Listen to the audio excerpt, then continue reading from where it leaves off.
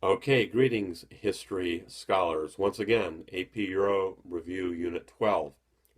Question 1. Analyze various ways in which ideology shaped the foreign policy of Nazi Germany in the period 1933 through 1945. Well, Nazi ideology saw a struggle between nations as characterizing national identities. Success was measured through military power. Therefore, the Nazis committed themselves to a massive program of rearmament, and they abrogated, which means they canceled the Versailles Treaty. The Nazis resented that the army was limited to 100,000 and that the navy had been reduced, that submarines were forbidden, and that there would be no tanks or air force.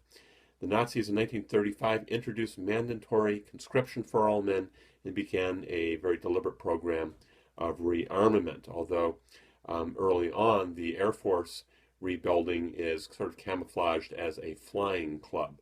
But the Nazis are violating Versailles. In Mein Kampf, written in prison, Hitler outlines his plan for acquiring living space, Lebensraum. He pronounced the racial superiority of the German Aryan race and the racial inferiority of Jews, Slavs, and the Roma, who are the Gypsies. The Nazis resented the loss of German territory and population to other countries after Versailles. Hitler remilitarized the Rhineland, and in 1938 Hitler took over Austria in the Anschluss. In 1938, Hitler was given the Sudetenland in the Munich Agreement with France and Britain. In 1939, Hitler marched into the rest of Czechoslovakia, and on September 1, 1939, the Nazis invaded Poland, beginning World War II in Europe. In 1939, Hitler signed the Nazi-Soviet Non-Aggression Pact with the USSR, also called the Ribbentrop-Molotov Pact, which preceded the mutual invasion of Poland. Remember, the Nazis are not the only ones invading Poland. The Russians are invading from the other direction, and the Russians also invade the Baltic republics. They invade and they take over Estonia, Latvia, Lithuania. They take over what would be northern Romania, Bessarabia, and they take Finland. And this is just good to know. It would fill out an essay talking about who's invading whom. There's more than one bad guy here. In 1939, Hitler signed the Pact of Steel, an alliance with like-minded fascist dictator Benito Mussolini, the Italian dictator. The Nazis took advantage of German resentment and loss of territory to Poland, which is what was lost was West Prussia, Silesia, and the Polish corridor. The Germans lost Alsace-Lorraine back to France. Remember, that had got stripped from the French at the conclusion of the Franco-Prussian War in 1871. The Germans lost Malmedy to Belgium and Schleswig to Denmark. The Nazis, upon taking power, repudiated the Guilt Clause and stopped reparation payments.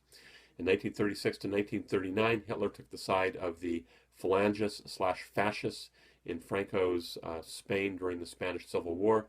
The German Condor Legion, which is their air force in Spain, bombed the Basque town of Guernica. And there's that famous painting by Pablo Picasso of this butchery.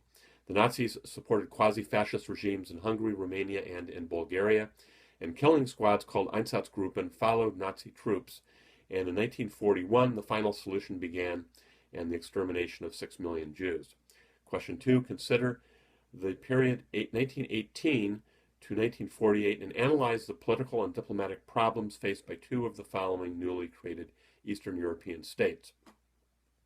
Austria, as one of the losers of World War I, had to pay limited reparations, and the Habsburg dynasty glory ended, and Austria-Hungary lost territory, and lost territory. The Austria-Hungary, how should we say this, ceased to exist, and its territory was lost to new nations that were created, and those nations were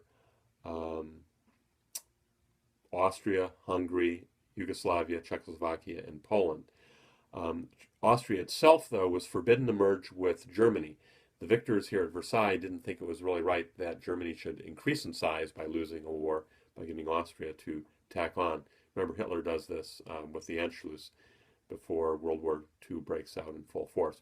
Austria does suffer from anti-Semitism. Most famous native-born anti-Semite is Hitler himself. The Nazi Anschluss forced this union with Germany in 1938. And keep in mind, at the end of the war, the Russians will occupy Austria until 1955. But Austria does get their freedom, doesn't become part of the Warsaw Pact or doesn't become communist. Czechoslovakia, the Czechs were the only Eastern European democracy before World War II. Czechoslovakia suffered from ethnic divisions. Besides the Czechs and Slovaks, who made up 65% of the population, 20% of the country was German, thus the pretext for Hitler's demands on the Sudetenland. Hungary, a communist coup put Bela Kun into power in 1919, and soon there was a counter coup by Admiral Miklos Horthy, who established a right-wing fascist dictatorship. Hungary was also very ardently anti-Semitic. Poland in 1926 had its government overthrown by General Pilsudski, and Poland passed anti-Semitic laws banning Jews from civil service, limiting education, limiting hiring, and regulating public behavior. Poland was 69% Polish, 15% Ukrainian, 10% Jewish, 3% Belarusian, and 2.3% German. The 1939 Nazi-Soviet Non-Aggression Pact sealed the fate of Poland, which was invaded by both countries in 1939. And Czechoslovakia, Hungary, and Poland all are under the Red Army boot.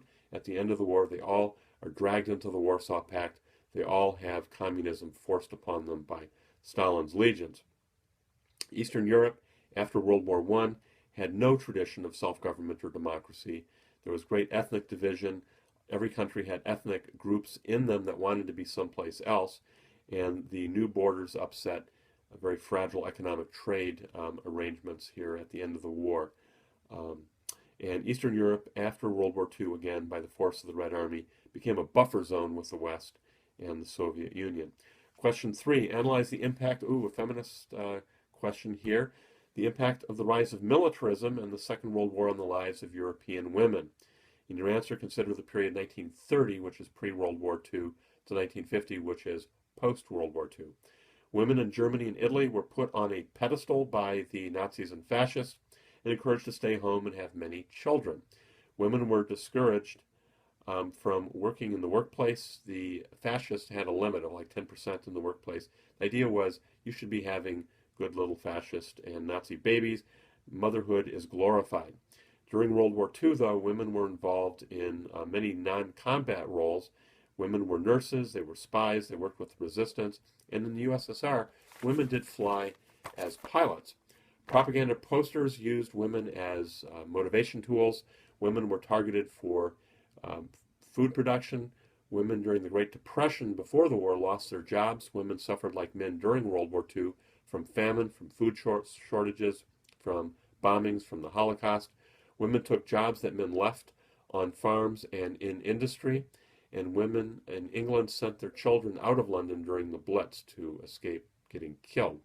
After World War II, many women stayed working in industry as labor shortages continued.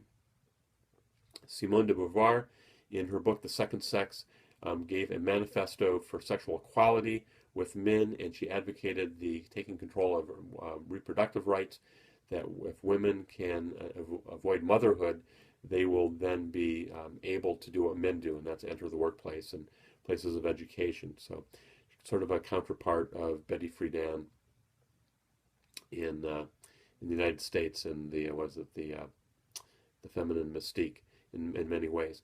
Question 5, compare and contrast the degree of success of treaties negotiated in Vienna and Versailles in achieving European stability. Well, in Vienna, this is after Napoleon's defeat, after France's defeat. The victors sought to restore deposed rulers back to their thrones. This is legitimacy. Versailles, though, saw the end of three dynasties, the Hohenzollern, the Habsburg, and the Romanov dynasties collapse. Kind of opposites taking place here. Vienna aims to crush liberalism and nationalism, where Versailles empowers nationalism by giving democratic self-government to many new nation states such as Yugoslavia, Austria, Hungary, Poland, Latvia, Czechoslovakia, Lithuania, and Estonia.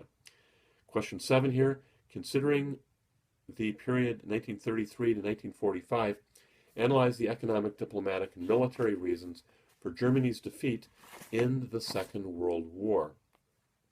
When this question came out, it was kind of surprising because all the AP review books promise the purchaser there are no questions on military history, and lo and behold, the AP pulled a fast one here asking a military history question.